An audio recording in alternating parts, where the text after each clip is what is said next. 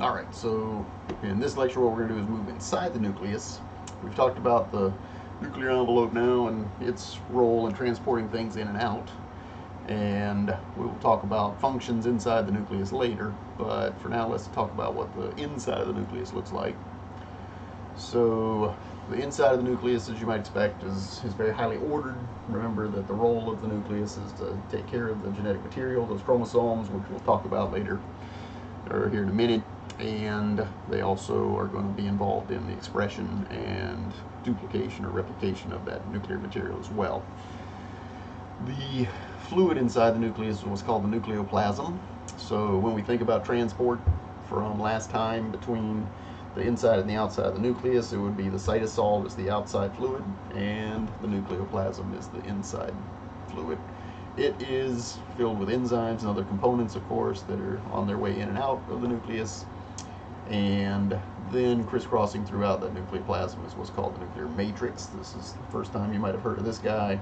He's basically like a cytoskeleton or scaffold inside of the nucleus. So it just basically, these fibers are crisscrossing throughout the inside of the nucleus and are there to protect and take care of the chromosomes. Another part of the structure, and related to the matrix though different, they're not quite the same thing, although they are connected to each other, is what's called the nuclear lamina. The nuclear lamina is actually a fibrous network as well, but in this case it is a network that is located directly under the envelope. So its role is mostly for support and to regulate the integrity of the envelope and keep it in place. And as we'll see in mitosis, what's going to happen is the lamina is going to take the envelope apart, because remember the envelope has to come apart for us to separate our chromosomes, and then at the end of mitosis the envelope reforms. Well, it's actually the lamina that's going to be taking care of all that. The lamina and the matrix are mostly there for structural elements, in that it'll help us regulate what's going on with the chromosomes and regulate what's going on with the envelope, but there are going to be other types of enzymes attached to it in certain places that allow for a function to also be controlled by these two structures. Now, another region that the nucleus has, and this is not going to be that big a deal for us, simply because it really is not, I mean, it's sort of basic to every cell to have one of these, and does not play any special roles in development per se. So it's called the nucleolus, and this is it's not really a structure in and of itself. What it is a region that actually, when you take a picture of the nucleus, you will see what are called, or what appear to be, very dark staining areas. And so it's not a specific area, it just happens to be an area that stains really darkly. And what was discovered is in those regions, and again, it could be randomly anywhere in the nucleus, depending on how the chromosomes are arranged inside of a nucleus, but it was discovered that what makes it stain so darkly is the fact that you're making ribosomes in that area. So this is a region where large and small ribosomes are found. So remember, ribosomes are going to have some RNA, the ribosomal RNAs, that will also have a lot of protein going into building them, and the nucleolus is where that's going to get built. So here would be a look at a membrane, well, in this case the nuclear envelope. This would be the nuclear plasm. You can see some nuclear pores in that envelope as well, and this would be the nucleolus. And so again, this could be a little bit more spread out, it could be even more concentrated, it could have been over here. There's no real position that this has to be in the nucleus. This is just wherever the ribosomes are being built, it's going to stain very dark, and this is what we call it.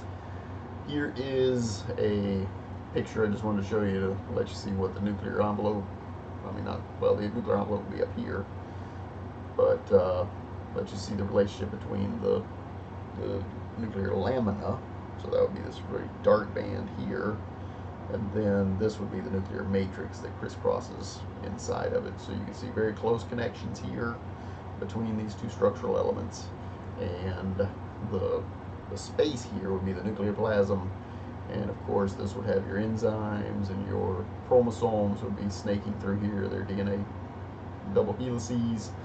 And what's really nice about this is it shows clearly that things are not just floating around inside the nucleus. It is very highly organized and very highly managed. And as you would expect, because what are we doing in there? We've taken care of our chromosomes and our DNA. So let's talk about the chromosomes a second. We will definitely come back to these in several ways as the next few chapters go by. Chromosomes, by definition, are actually going to be a single molecule of DNA. So, of course, for us as humans, we have the 46 chromosomes, and each one would have a single molecule of DNA. In addition to the DNA that it contains, there's also going to be a lot of proteins that are packed in and around it to give it the structure of the chromosome. And this substance, the combination of proteins and DNA, and there's even some RNAs in there as well, has come to be called chromatin. And basically it's just dark staining matter, because you've seen how dark staining chromosomes are, especially when they have been packed up tight. And so this is really what they're made of, not just DNA. It'll have other components in it. And eukaryotic chromosomes are also going to have the centromere. That'll be important for division, because that's where we're going to attach and pull them apart. In the case of development, from time to time, it is going to be important for you guys to remember that our human cells come in two varieties. The gametes, the sperm and the egg, are going to be what we call haploid. So when we talk about gametogenesis, the formation of these gametes through meiosis, what we're trying to accomplish is some haploid chromosome numbers, so that then when they combine through fertilization to a zygote, we restore what's called the diploid number. So 46 would be the number you find in most cells of our bodies. And hence this is what we call somatic cells, the ones that are not part of the germline and division. And diploid, of course, is going to mean two sets. So anytime you see that ploid, what that means is sets of chromosomes, which of course is defined by whatever species we're talking about. So a set of chromosomes in humans would be 23. The chromosomes themselves are also highly organized, and again, not left to float around inside the nucleus, and the damage that is possible just from physically interacting with the chromosomes is very, very small. As scientists, what we usually will do is label packaging at several levels, but of course the cell doesn't care about any of these levels. It's going to package its DNA up, keep it safe, and areas that are going to be used may get unpackaged a little bit and packaged back up. And in some cells, we may have other areas that open up and shut down others. So the first level, DNA helix. The DNA helix of a chromosome is actually going to wrap around these little histone bundles. So you're going to have this group of histones, and the DNA helix is going to wrap around it twice, and then it moves to the next one, wraps around twice, then moves to the next one, and wraps around twice, and it almost looks like a beads on a string. And then we take that, so it's kind of like wrap, wrap, wrap, and then we take that and actually spiral those together, so it's like we put the nucleosomes on top of each other. And this is known as the solenoid fiber. And then that spiral, we take it and loop it over and attach it to the nuclear matrix. So this is the role that the nuclear matrix plays in chromosome structure. Further packaging will be observed later when we get to the mitosis and meiosis discussion, and when we talk about making sperm, that one's going to get even more tightly packed. In fact, sperm cells, you might describe the DNA in a sperm cell as almost as a crystal. There's no gene activity going on. Of course, that doesn't matter because sperm cells are very short-lived, but that DNA is packed so tightly, largely to facilitate the movement of the sperm. Those guys are pretty tightly packed so that they can move so well. So here is a look at those levels, and you can see, well, you can't really see well, it's going up. Here's the DNA wrapping around the nucleosomes. So it wraps around twice, wraps around twice, wraps around twice. Then you take these guys, put them in a spiral, so there's your solenoid. Then this goes into loops, and then you get these little attachments that attach to the matrix, and then the matrix is actually going to organize itself into these fibers inside. So we've looked at that already, right? That those matrices fibers have the chromosome stuff attached to it.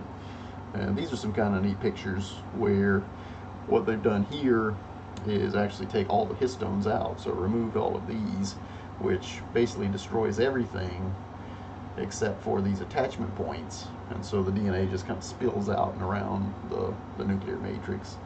So here you see, zooming in on it, the DNA strand, once all of its packaging has been removed. And this illustrates that the nuclear matrix itself is what's going to organize into these X shapes when it comes time to divide. So a neat story we'll pick up in the cell division chapter in a little bit more detail.